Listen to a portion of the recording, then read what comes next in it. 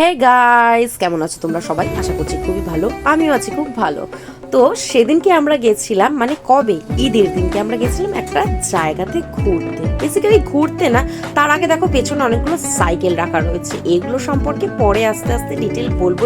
তার আগে বলি কোথায় গিয়েছিলাম। তো সেদিনকে ছিল ঈদ, আমি গেছিলাম একটা কাজে। কাজটা কোথায় ছিল? কাজটা ছিল হচ্ছে বাটানগরে। তো বাটানগরে আমি সেকেন্ড টাইম গেলাম। এর আগে গিয়েছিলাম আমার এক দূরসম্পর্কের আত্মীয়ের বিয়েতে। তো তখন আমি অনেকটাই ছোট ছিলাম। তো এখানে চলতে চলতে আমার সম্পর্কেও তোমাদেরকে কিছু ডিটেলস বলে দিই। আমার নাম হচ্ছে পূজা বিশ্বাস, আমি উত্তর 24 পরগনার কাঁচরাপাড়ায় থাকি। আর আমি এই চ্যানেলে বিশেষত আমার লাইফস্টাইল রিলেটেড, যেরকম ধরো ডেইলি ভ্লগ, বা আমি কোথাও যদি ঘুরতে যাই, আমার বাচ্চাকে নিয়ে সে সমস্ত লাইফস্টাইল রিলেটেড ভিডিও এখানে এবার থেকে পোস্ট করব। এটা আমার প্রথম এই চ্যানেলের ভিডিও। এর আগেও আমি ইউটিউবে অন্যান্য শর্টস ভিডিও, যেরকম হাসির শর্টস ভিডিও, তাছাড়াও কিছু এন্টারটেইনমেন্টের ভিডিও, তার পাশাপাশি আমার একটা চ্যানেলও ছিল, কিন্তু ওই চ্যানেলটাই এখন আমি কাজ করছি না। এই চ্যানেলটা আমি নতুন খুলেছি। তো এখানে যেতে যেতে বলি, দেখো এখানে কি সুন্দর প্লটগুলো রয়েছে না। তো আমি যে বাটানগরে গেছিলাম কাজের জন্য, সেই বাটানগরে কিন্তু আমি গেছিলাম শিয়ালদা হয়ে। তো শিয়ালদার থেকে আমরা যাই হচ্ছে আকরা স্টেশন। সেইখান থেকে আমাদের দুখানা অটো চেঞ্জ করে তারপরে বাটার মোড়ে নামতে হয়। তারপরে আমরা ওখানে আমাদের যেই কাজ, সেই কাজটাকে শেষ করি। তখন আমরা রাস্তায় দাঁড়িয়েছিলাম। রাস্তায় দাঁড়িয়ে ওখানকার লোকাল মানুষের সাথে আমরা কথা বলছিলাম সেই এলাকাটা নিয়ে। হঠাৎই আমাদের নজরে আসে ক্যালকাটা রিভার সাইড। তো সেই বিষয়ে আমরা জানলাম যে ক্যালকাটা রিভার সাইডটা মানে কি, ওখানে কি কোনো নদী আছে? তো জানতে পারলাম ওখানে নাকি গঙ্গা রয়েছে। তারপরে ভাবলাম ঠিক আছে, কাজ যখন করতেই এসেছি, কাজের শেষে তাহলে একটু গঙ্গার ঘাটে গিয়ে বসাই যাক।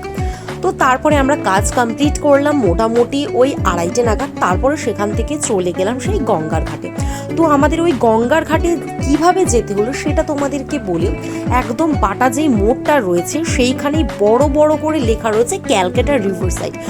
সেইখান থেকে আমরা অটো ধরে নিলাম। অটোতে তোমরা যদি যাও, যদি একসাথে অনেকে থাকে, সেক্ষেত্রে তোমাদের সুবিধা হবে। নয়তো ওখান থেকে চট করে কেউ যেতে চায় না, তোমাদেরকে ওয়েট করতে হবে অন্যান্য যারা প্যাসেঞ্জার রয়েছে তাদের জন্য। কারণ ওখানে 2-1জনকে ওরা নিয়ে যায় না, নিয়ে গেলে ওখানে বুক করতে হবে। মোটামুটি 70 থেকে 80 টাকা ওরা চাইবে।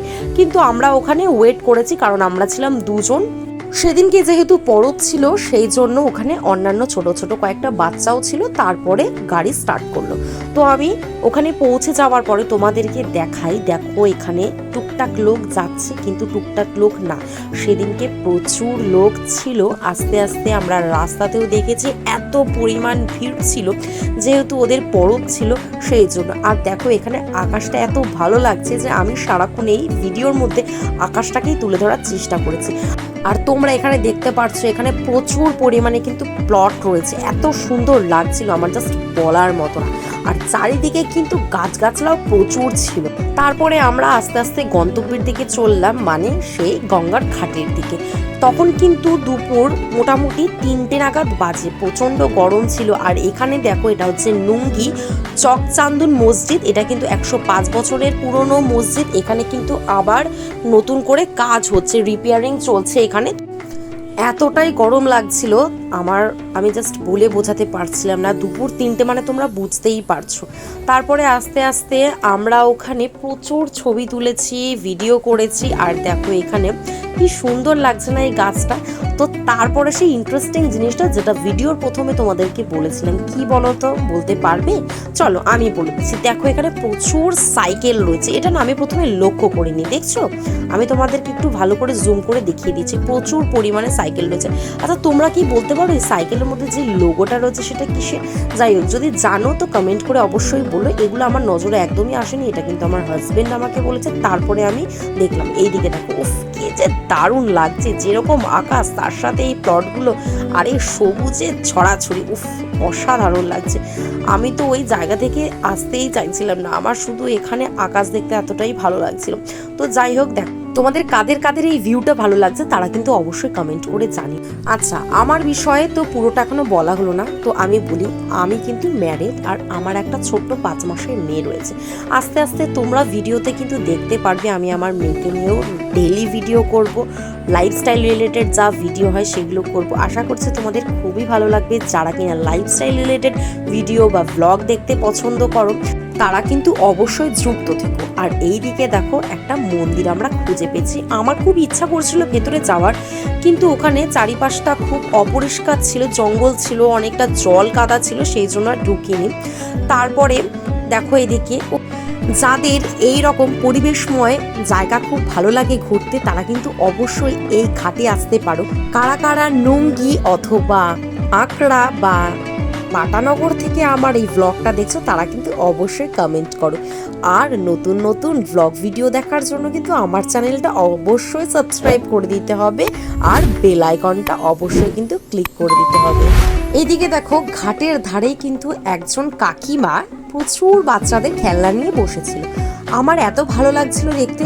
দেখো সেদিনকে ছিল কিন্তু তাদের উৎসব, যেরকম আমাদের হিন্দুদের মধ্যে দুর্গাপুজো বা বিভিন্ন ফেস্টিভ্যালেও অনেক মানুষ আছেন যাদের হয়তো খুবই অভাব, তারা কিন্তু তাদের সেই উৎসবটাকে সেইভাবে অনুভব করতে পারে না।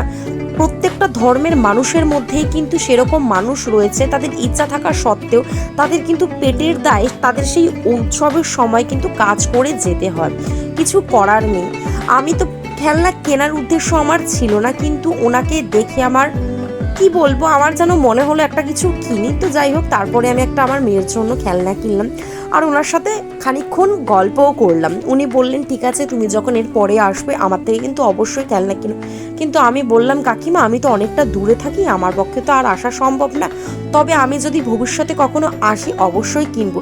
আর যারা কিনা ওই লোকাল এলাকা থেকে দেখছো এই ভিডিওটা, মানে বাটানগর বা রিভার সাইডের থেকে যারা দেখছো বা যারা ওখানে যাচ্ছ, মানে ক্যালকাটা রিভার সাইড ওখানে যারা যাচ্ছ এই ঘাটে, তারা কিন্তু এই কাকিমাটাকে দেখলে তার থেকে কিছু না চাইলেও অন্তত 10 টাকা 20 টাকার হলেও কিছু না কিছু কিনো, আমার খুব ভালো লাগবে। আর ওনারও তো অবশ্যই কিছু না কিছু হেল্প হবে, অন্তত আমি যদি আমার এই ভিডিও থ্রু থেকে ওনার কিছু হেল্প করতে পারি। এইখানে দেখো আমি একটা 10 টাকার পুতুল নিয়ে নিয়েছি, আমার হাজব্যান্ড সেটা কিনে নিয়েছে।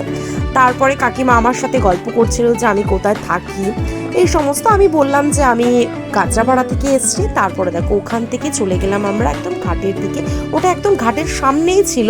দেখো এখানে কিন্তু বেশ আইসক্রিম ফুচকার অনেক টুকিটাকি দোকান ছিল।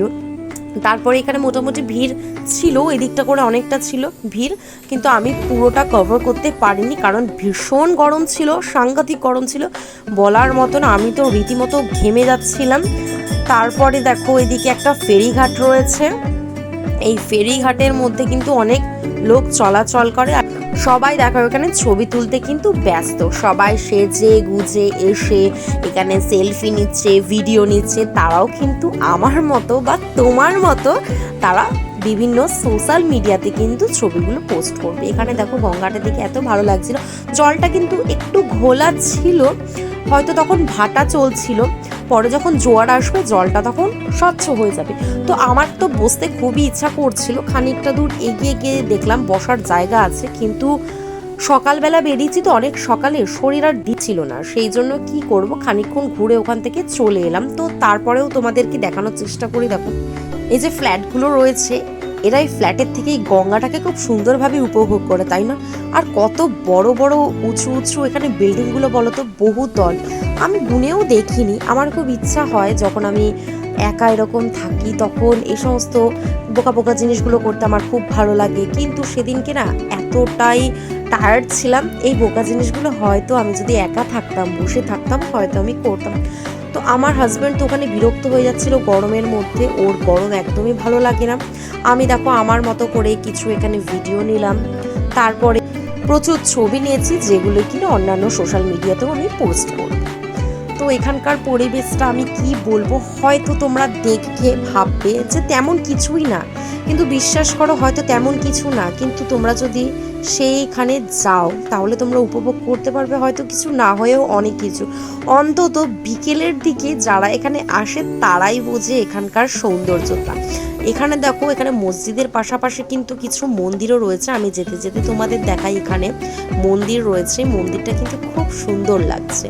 আর পাশাপাশি এখানে কিন্তু কাজ চলছে। এখানে কিসের কাজ চলছে জানি না, এখানে কি কোনো মন্দির তৈরি হচ্ছে বা কারোর বাড়ি, এই বিষয়ে আমার ঠিক জানা নেই। আমি হয়তো জিজ্ঞেস করতাম, কিন্তু আমার তাড়া ছিল বলে আমি ইন ডিটেলস এগুলো নিলাম না। আমি জাস্ট একটা ছোট্ট করে কাজের মাঝেও একটু সুন্দর একটা পরিবেশের ছবি বা ভিডিও তোলার চেষ্টা করেছি, ব্লগ করার চেষ্টা করছি, যাতে যারা আর কি ঘুরতে পছন্দ করো তারা যেতে পারো, বা আশেপাশে অনেকেই আছে যারা চেনে না জানে না, তারাও গিয়ে ওখানে কিন্তু সন্ধ্যের টাইমটা বা বিকালের টাইমটা, এই দুপুরের দাবদাহ গরমের পরে কিন্তু অবশ্যই কাটাতে পারো। গঙ্গার সেই ঠান্ডা হাওয়াটাকে তোমরা উপভোগ করতে পারো। আমাদের এখানেও, মানে আমি যেখানে থাকি কাঁচরাপাড়া, সেখানেও কিন্তু গঙ্গা রয়েছে। আমি কিন্তু ওই আমাদের যে শিব মন্দির ঘাট বা রামপ্রসাদ ঘাট, সেখানেও যাই। আবার যখন আমি কলেজে পড়তাম তখন নৈহাটিতে যে বড় মা, তোমরা হয়তো অনেকেই জানো, সেই গঙ্গার ফেরিঘাট যেটা নৈহাটিতে উপস্থিত, সেইখানেও কিন্তু আমি রেগুলার যেতাম কলেজ ছুটির পর। তো তোমাদের ভিডিওটা বা এই ব্লগটা কীরকম লাগলো তারা কিন্তু অবশ্যই কমেন্ট করে জানিও। ভালো লাগলে একটা লাইক দিয়ে দিও। বন্ধুদের সাথে যদি পারো তাহলে শেয়ার করতে পারো। যারা ওখানে লোকাল বাসিন্দা রয়েছে তারা কিন্তু বলতেই পারো তোমাদের বন্ধুদের সাথে যে দেখো, আমাদের এখানকার একটা ছোট্ট ব্লগ ভিডিও তোমাদের সাথে শেয়ার করলাম। তো যাই হোক, এবারে তো আমাদের ফেরার পালা। আমি চাইছিলাম খানিকক্ষণ বসতে, এখানে ছায়া ছিল, কিন্তু আমার হাজবেন্ড খুব তাড়াহুড়ো করছিল, কারণ ওখানে 1 ঘন্টা পর পর কিন্তু ট্রেন রয়েছে। তো আমরা যেরকম ফেরার সময় এসেছিলাম আকরা স্টেশন হয়, ওখান থেকে মানে যারা অটোওয়ালারা রয়েছেন তারা বললেন যে নুঙ্গি স্টেশন থেকে তোমরা চলে যাও, তাহলে বেটার হবে। তারপরে আমরা নুঙ্গি স্টেশনে এলাম। ব্লগটা করছি এখানে শেষ, দেখা হবে নেক্সট ভিডিওতে।